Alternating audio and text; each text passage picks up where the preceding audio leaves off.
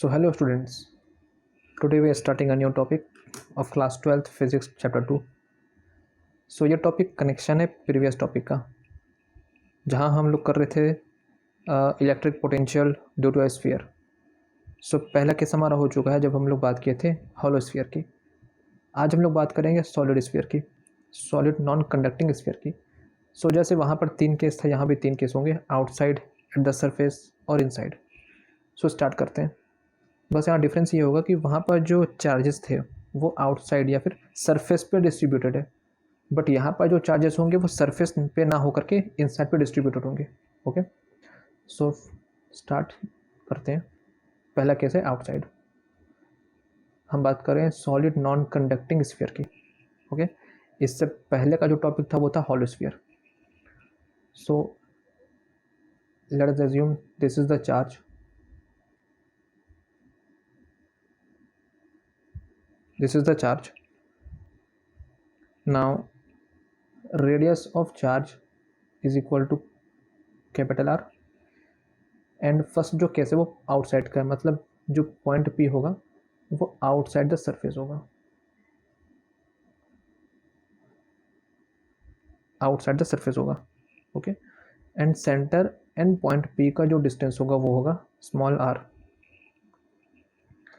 So due to this charge, and यहाँ पर जो चार्जेस हैं वो डिस्ट्रीब्यूटेड है inside the sphere. So all sphere में चार्जेस इक्वली डिस्ट्रीब्यूटेड है. ओके,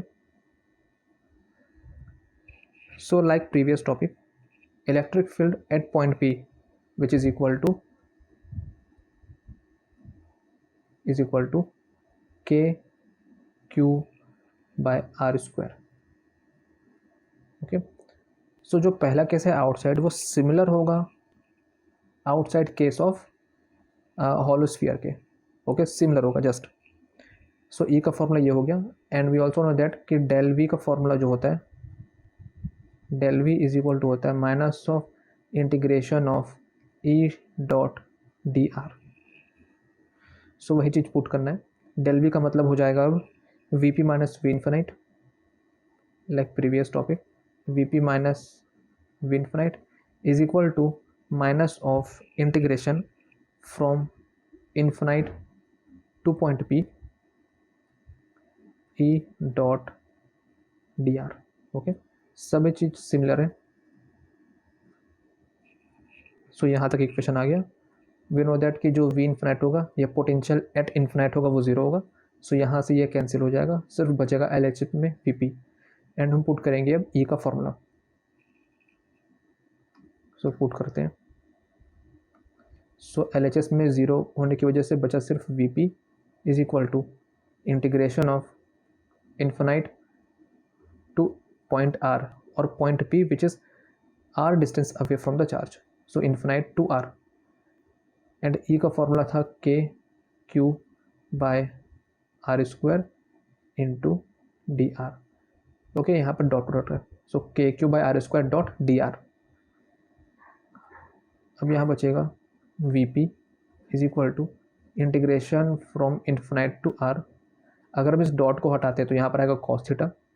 सो आंसर आएगा K Q by R square, dot remove हुआ, into D R cos theta.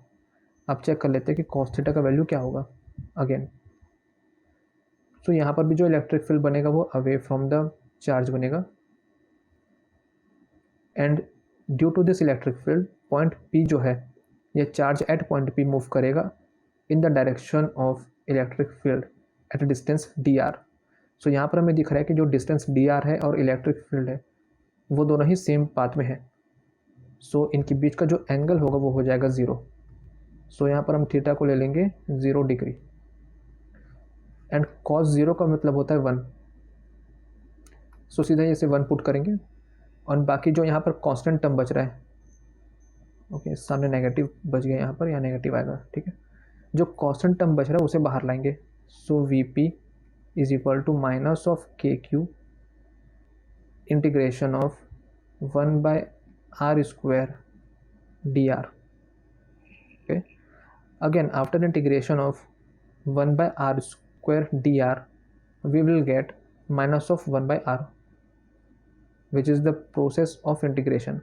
So minus k into q, bracket में आ जाएगा minus 1 by r, lower limit infinite and upper limit r. Okay, so ये process integration का है. Vp is equal to minus of kq into 1 by r. Okay, now putting the upper limit and lower limit, putting the value of upper limit and lower limit. Vp is equal to minus of kq. अगर हम करते हैं पहले upper limit को, तो यहाँ पर आ जाएगा minus of 1 by r, this is minus, and again upper limit minus lower limit होता है. सो यहाँ पर एक माइनस पहले से आता है, but due to this minus it become plus. So यहाँ पर आ जाएगा 1 by infinite. Okay, and 1 by infinite का वैल्यू होता है 0. सो यहाँ से 1 by इन्फिनाइट हट जाएगा, या इसको वैल्यू 0 मान लेंगे हम. तो यहाँ सिर्फ बचेगा Vp is equal to minus and minus get plus KQ by R. So यहाँ सिर्फ बचेगा Vp is equal to KQ by R, which is the required equation. Okay, so ये केस था आउटसाइड का, जो आपको सिमिलर दिख रहा होगा पिछले केस के जैसा, ये पिछले टॉपिक के जैसा. ओके, एंड अब निकालना है हमें एट सरफेस. तो सरफेस की अगर बात करें, अगर मैं पॉइंट P को सरफेस पे एज्यूम करता हूँ, तो जो डिफरेंस आएगा वो सिर्फ इतना आएगा कि इस बार जो रेडियस था वो स्मॉल r था, but when we apply point P at surface, जो रेडियस बनेगा कैपिटल R बनेगा. सो जस्ट रिप्लेस करेंगे स्मॉल r को कैपिटल R से. सो यहाँ पर एट सरफेस का मतलब हो जाएगा Vp is equal to KQ by capital R, और ये बन गया एट सरफेस का इलेक्ट्रिक पोटेंशियल. सो यहाँ पर हम दो केस चेक कर लिया, आउटसाइड द स्फीयर का एंड एट सरफेस का. अब चेक करना हमें इनसाइड द स्फीयर का.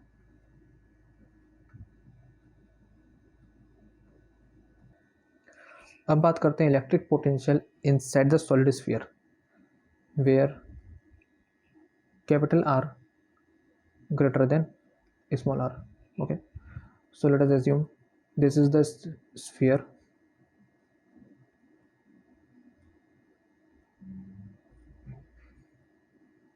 This is the sphere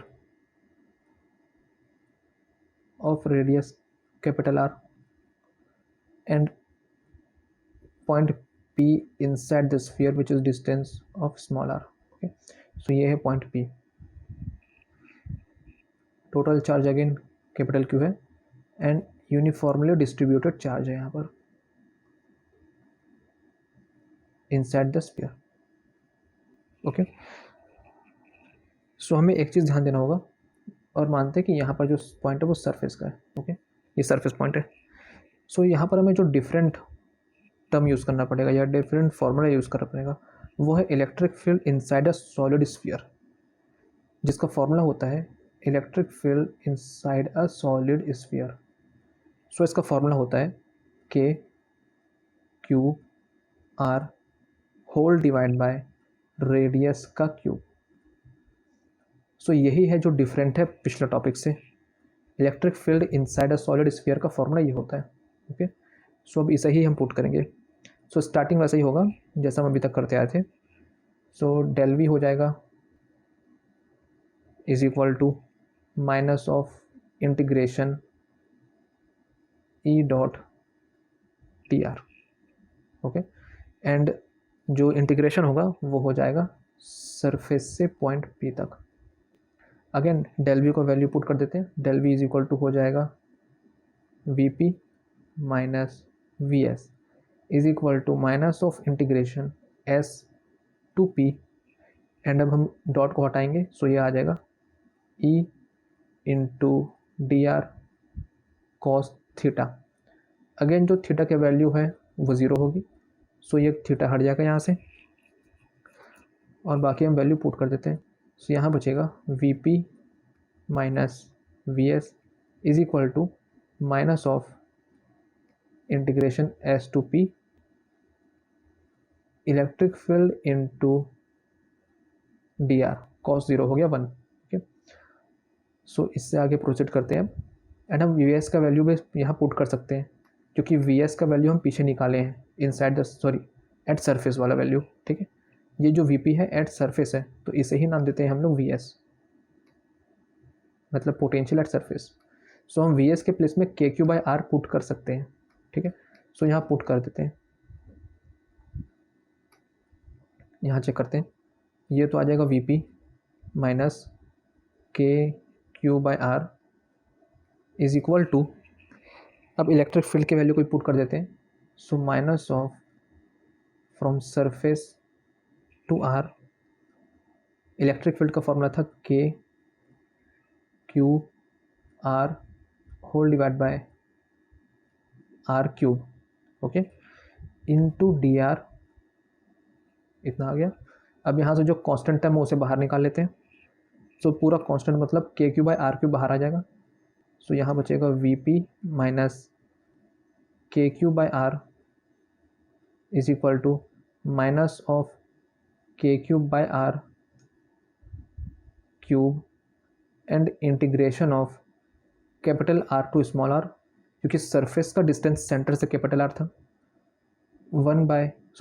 are cube बाहर गया, तो यहाँ बचेगा सिर्फ R into D R, okay. And integration of R या फिर इंटीग्रेशन ऑफ एक्स होता है, इंटीग्रेशन ऑफ कुछ भी हो सकता है यहाँ पर, चाहे एक्स लें चाहे वाई लें। सो इंटीग्रेशन ऑफ एक्स होता है एक्स स्क्वायर बाय 2, ओके। जो पावर होता है वो 1 ऐड होता है और जितना पावर में होता है उसी नंबर से डिवाइड करते हैं। सो यहाँ पर पावर 1 है, 1 और ऐड होगा तो ये बन जाएगा 2 एंड 2 से डिवाइड कर देंगे। सो इंटीग्रेशन ऑफ आर हो जाएगा आर स्क्वायर बाय 2। सो यहाँ पर आ जाएगा V P minus K Q by R is equal to minus of K Q by R cube,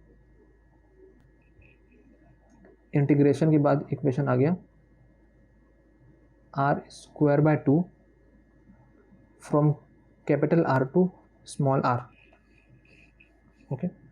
now we will put the value of R, means upper limit and lower limit.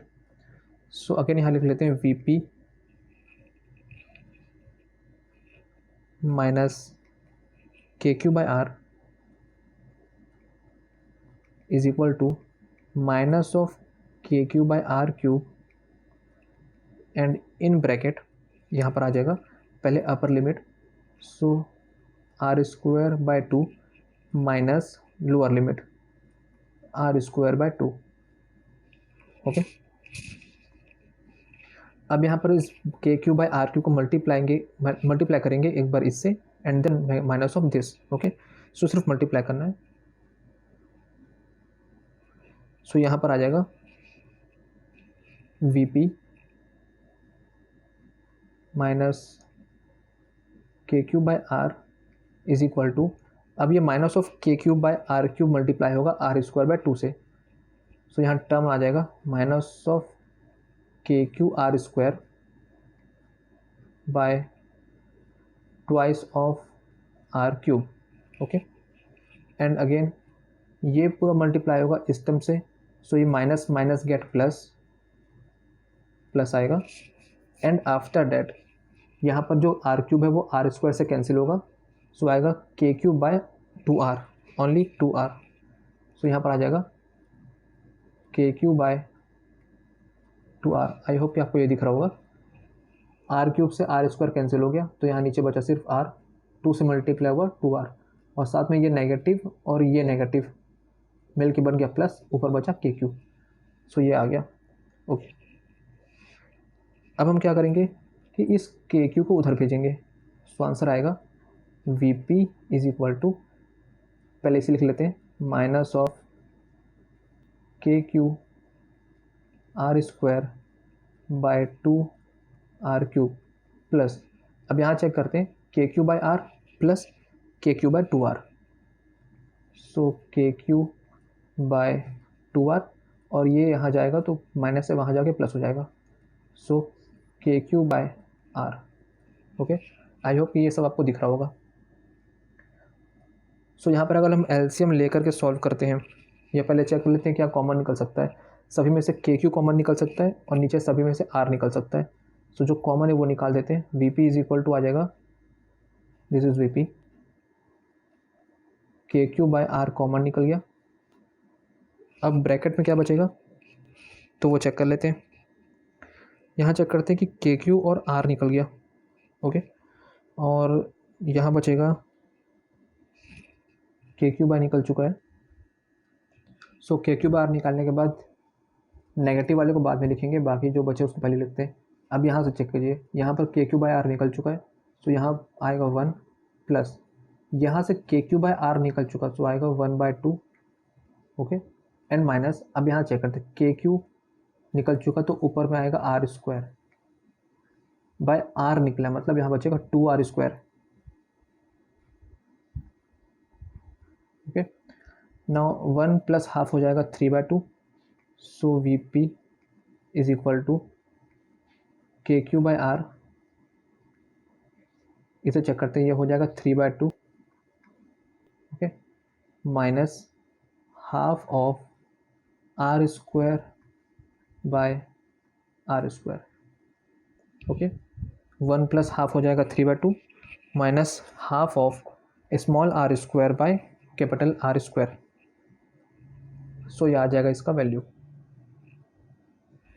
So this is the value of electric potential due to a solid sphere inside the sphere.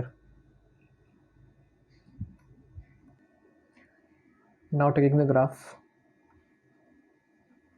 again this is the sphere,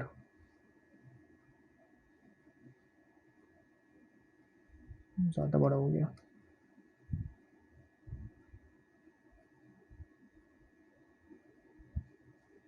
okay,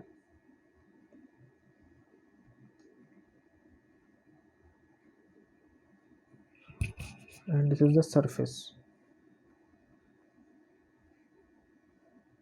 this is inside, this is outside. सो पहले check करते हैं sir inside से surface के बीच। सो inside और surface पिछले case में ये same आया था, बट इस साइड इस बार ये सेम नहीं आया, ठीक है। तो यहाँ पर जो स्ट्रेट लाइन बनेगा वो नहीं बनेगा, इस बार हम लोग एक कर्व ड्रॉ करेंगे, क्योंकि जो वैल्यू वो डिक्रीज हो रहा है धीरे धीरे। अगर हम इनसाइड से सरफेस की तरफ जाते हैं, सो जो वैल्यू वो डिक्रीज हो रहा है, okay. And again we know that from equation 1 of outside v is inversely proportional to r। So जैसे ही हम सरफेस से आउटवर्ड निकलेंगे, electric potential goes on decreasing, okay, but ये ज़ीरो नहीं होगा, सिर्फ डिक्रीज होगा। सो जो टोटल ग्राफ बनेगा वो इस तरीके से बनेगा।